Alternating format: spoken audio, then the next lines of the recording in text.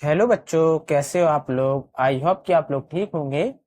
आज हम पढ़ रहे हैं class 7th math chapter number 4। Chapter का नाम है बच्चों सरल समीकरण, जिसकी एक्सरसाइज हम 4.1 को आज हम सॉल्व करेंगे। बच्चों ये हमारा पार्ट 2 है। पार्ट 1 में हमने क्वेश्चन नंबर फर्स्ट को सॉल्व किया था। अब करें हम क्वेश्चन नंबर सेकंड को। तो बच्चों इसमें है कि जांच कीजिए कि कोष्टकों में दिए गए मान दिए गए संगत समीकरण के हल हैं या नहीं है। तो देखिए बच्चों, ये हमारे समीकरण हैं और जो कोष्टक में मान दिया गया है जैसे कि n बराबर 1, तो ये बच्चों संगत समीकरण का हल है या नहीं है वो हमें ज्ञात करना है। तो देखिए बच्चों, n यहाँ पर समीकरण है कि n+5 = 19। तो बच्चों n का मान यहाँ पर क्या दिया गया है, 1। तो हम लिखेंगे कि n बराबर 1 समीकरण में रखने पर बच्चों n का मान जो 1 आया है दिया गया है वो समीकरण 1 में रख देंगे हम। तो यहाँ पर 1+5 = 19। तो 6 बराबर 19। अब यहाँ पर देख सकते हैं कि जो 6 है, जो 6 है वो 19 के बराबर नहीं है, क्योंकि 6 छोटा होता है 19 बड़ा होता है। तो यहाँ पर 6 हमारा मान जो 6 है जो 19 के बराबर नहीं आया है, यानी 6 इज नॉट इक्वल टू बराबर नहीं है 19 के। तो यहाँ पर देखिए left hand side is not equal to right hand side. तो यहाँ पर दोनों पक्ष जो हैं हमारे बराबर नहीं है, इसलिए बच्चों हम यहाँ पर लिखेंगे कि जो दिए गए मान, जो कोष्टक में जो दिए गए मान हैं संगत समीकरण के हल नहीं है। अगर बच्चों यहाँ पर लेफ्ट हैंड साइड बराबर राइट हैंड साइड आ जाता तो हम लिखते कि दिए गए मान संगत समीकरण के हल हैं। अब बच्चों दूसरा क्वेश्चन, इसमें देखना है बच्चों कि जो समीकरण है जैसे कि 7n+5 = 19। तो यहाँ पर जो n का मान दिया गया है जैसे कि -2, तो हमें बताना है कि संगत समीकरण का हल है या नहीं है।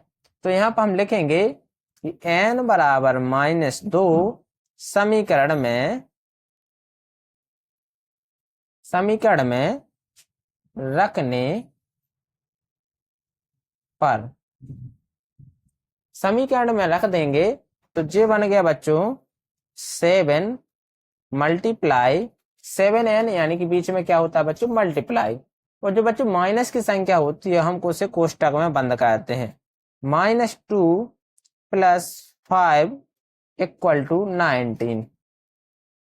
यहाँ पर देख लेंगे कितना आएगा। 7 दूनी 14 + 5 बराबर 19। बच्चों यहाँ पर कोई दो में से कोई एक संख्या माइनस की होती है तो संख्या हमारी घटती आती है। तो 14 में से 5 जाएगा, बचेगा हमारा कितना 9। बड़ी संख्या बच्चों माइनस की है इसलिए हमारी संख्या भी माइनस में आएगी, बराबर 19।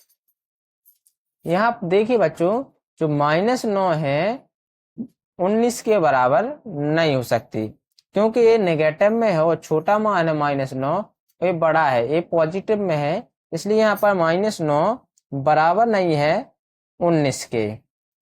तो यहाँ पर लिखेंगे हम कि जो लेफ्ट हैंड साइड आया है हमारा वो राइट हैंड साइड के बराबर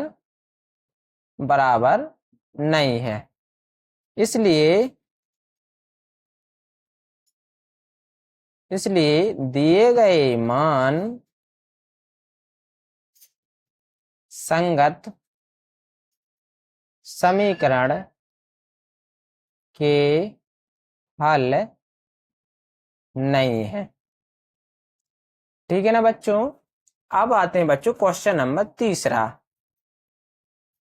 सी पर आते हैं बच्चों। क्वेश्चन नंबर सी देखिए, यहां पर लिखा है कि 7n + 5 = 19। तो बच्चों यहाँ पर हमें दिया गया है n बराबर 2। तो बच्चों जो n का मान है समीकरण में रख देंगे। तो n बराबर 2 रखने पर, तो बच्चों यहाँ पर समीकरण में जैसे ही n बराबर हम 2 रखेंगे तो 7 × 2 + 5 बराबर 19। तो बच्चों सबसे पहले हम मल्टीप्लाई और ऐड में मल्टीप्लाई को सॉल्व करते हैं बोर्ड मास के द्वारा।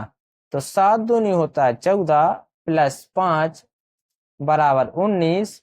और यहाँ पर आएगा बच्चों 14 × 5 = 19 बराबर 19। यानी कि बच्चों जो 19 आया है, तो आप देख सकते हैं बच्चों 19 बराबर 19 आया है। तो यहाँ पर लिखेंगे जो लेफ्ट हैंड साइड है, यानी कि जो हमारा लेफ्ट हैंड साइड है वो हमारा राइट हैंड साइड आया है। यानी 19 बराबर 19 आया है, लेफ्ट हैंड साइड बराबर राइट हैंड साइड।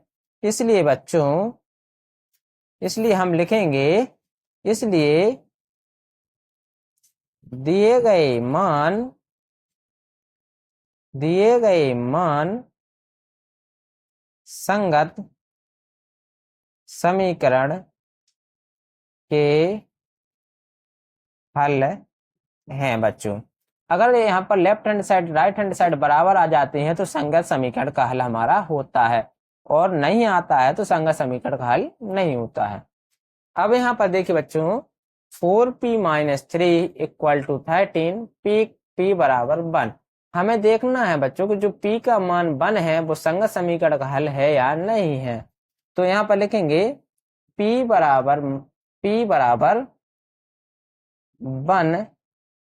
बराबर 1 समीकरण में रखने पर, जैसे ही हम बच्चों p का मान समीकरण में रखेंगे तो आप देखिए यहाँ पर 4 × 4 - 3 बराबर 13। और यहाँ पर 4 में से 3 जाएगा, बचेगा 1 बराबर 13। तो आप देख सकते हैं जो 1 है वो 13 के बराबर नहीं है, क्योंकि 1 छोटा होता है 13 बड़ा होता है। तो 1 यहाँ पर 13 के बराबर नहीं है, तो 1 = 13, यानी कि 1 = 13। तो यहाँ पर लिखेंगे left hand side = right hand side. तो क्या लिखेंगे बच्चों, इसलिए दिए गए मान समीकरण के हल नहीं है। ठीक है ना बच्चों।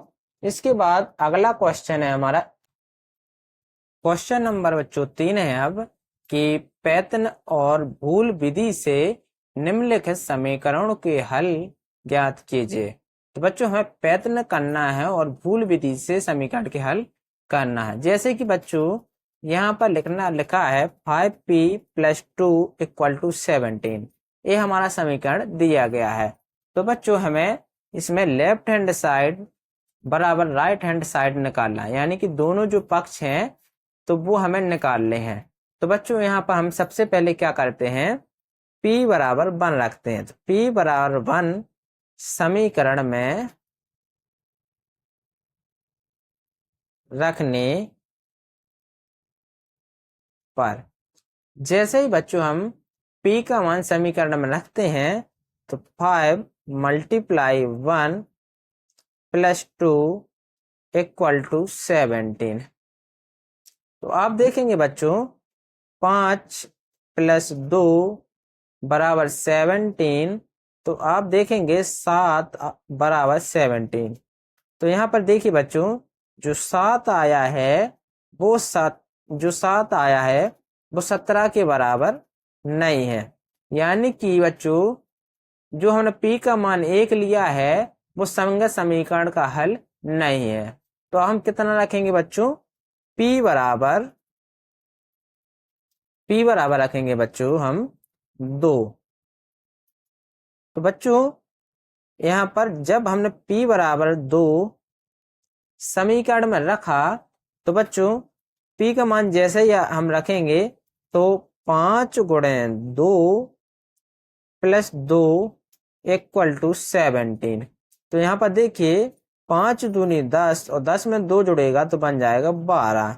तो 12 हमारा 17 के बराबर नहीं है। 12 हमारा 17 के बराबर नहीं है। तो देखिए बच्चों left hand side is not equal to right hand side. तो 12 हमारा बराबर नहीं है 17 के। इसलिए बच्चों जो हमने p का मान 2 लिया है वो हमारा गलत है, क्योंकि यह संगत समीकरण का हल नहीं है। अब बच्चों हमने p का मान 1 लिया, 2 लिया, अब हम कितना लेते हैं बच्चों 3। तीनों हम लेकर देखेंगे। तो बच्चों हमने p बराबर जब 3 लिया, p बराबर 3 रखने पर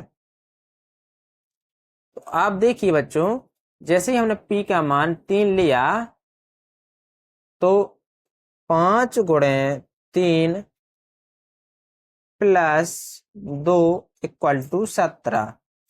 5 तिया 15 प्लस 2 बराबर 17। तो यहाँ पर देखिए 17 बराबर 17, यानी कि बच्चों यहाँ पर 17 बराबर 17 हमारा आ गया है। Left hand side equal to right hand side. यानी कि बच्चों हमने बार बार प्रयत्न करने के द्वारा जब हमने p का मान 1 रखा तो भी हमारा left hand side right hand side नहीं आया।